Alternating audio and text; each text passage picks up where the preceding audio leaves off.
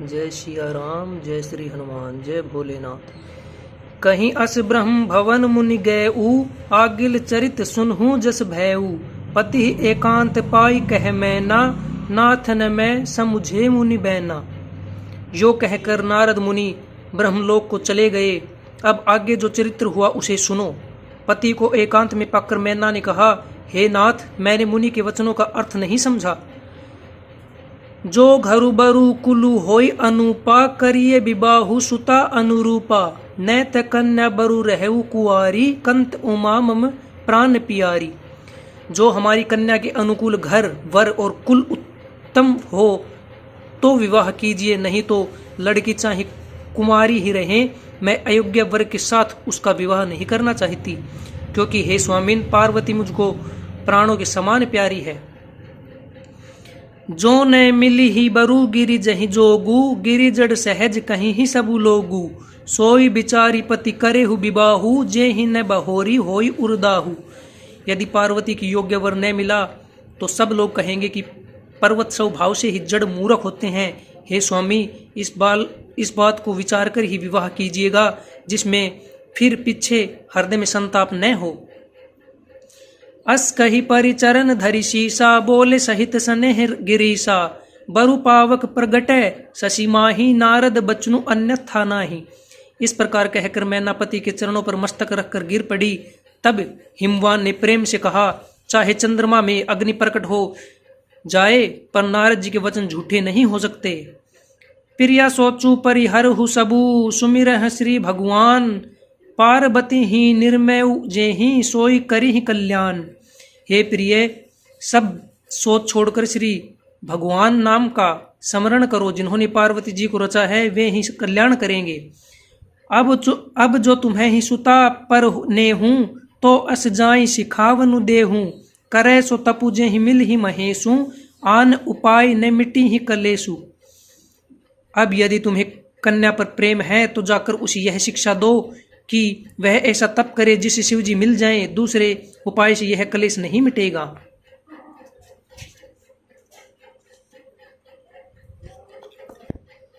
नारद बचन सगर्भ सहेतु, सुंदर सब गुण निधि ब्रस केतु। अस विचारि तुम्हें तजहु असंका, सब ही भांति शंकरु अकलंका। नारद जी के वचन रहस्य से युक्त और सकारण हैं, और शिव जी समस्त सुंदर गुणों के भंडार हैं। यह विचार कर तुम मिथ्या संदेह को छोड़ दो। शिव जी सभी तरह से निष्कलंक हैं। सुनिपति बचन हर्षि मन माही, गई तुरत उठ गिरि जा पाही। उमहि बिलो की नैन भरे बारी, सहित स्नेह गोद बैठारी। पति के वचन सुन मन में प्रसन्न होकर मैना उठकर तुरंत पार्वती के पास गई। पार्वती को देखकर उनकी आंखों में आंसू भर आए। उसे स्नेह के साथ गोद में बैठा लिया।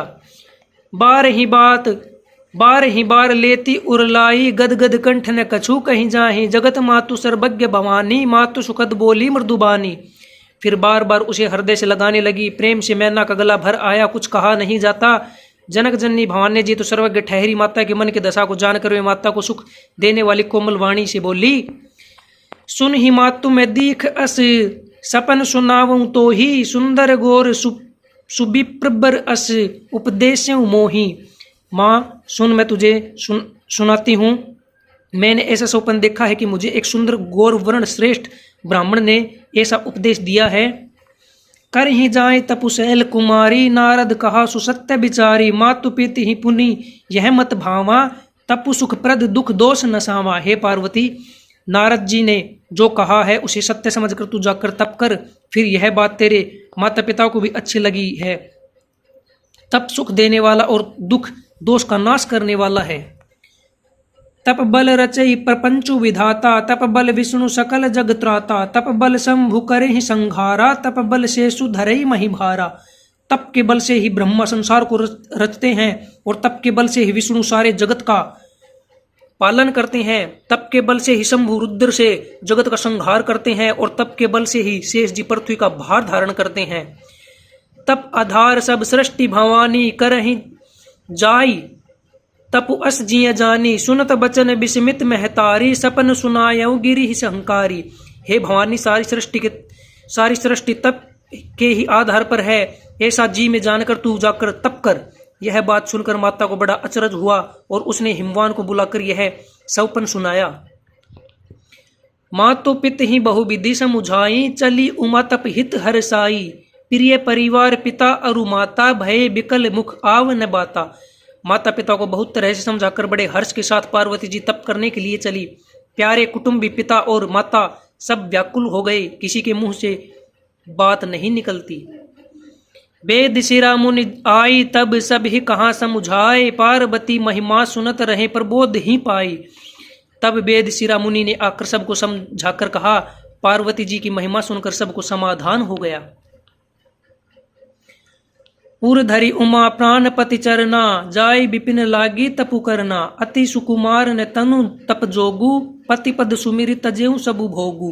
प्राणपति शिव जी के चरणों को हृदय में धारण करके पार्वती जी वन में जाकर तप करने लगी। पार्वती जी का अत्यंत सुकुमार शरीर तप के योग्य नहीं था, तो भी पति के चरणों का स्मरण करके उन्होंने सब भोगों को तज दिया।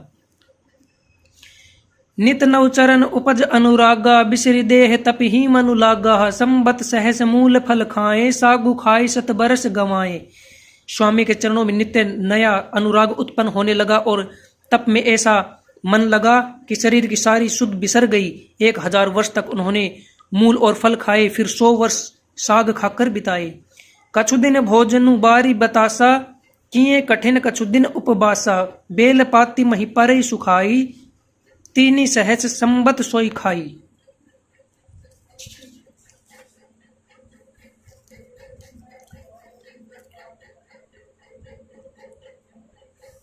कुछ दिन जल और वायु का भोजन किया और फिर कुछ दिन कठोर उपवास किए। जो बेलपत्र सूख कर पृथ्वी पर गिरते थे, 3000 वर्ष तक उन्हीं को खाया।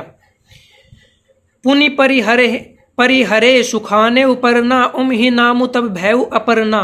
देखी उम ही तप खीन शरीरा, ब्रह्म गिरा भय गगन गभीरा।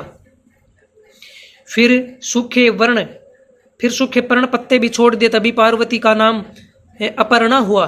तब से उमा का शरीर क्षीण देखकर आकाश से गंभीर ब्रह्मवाणी हुई।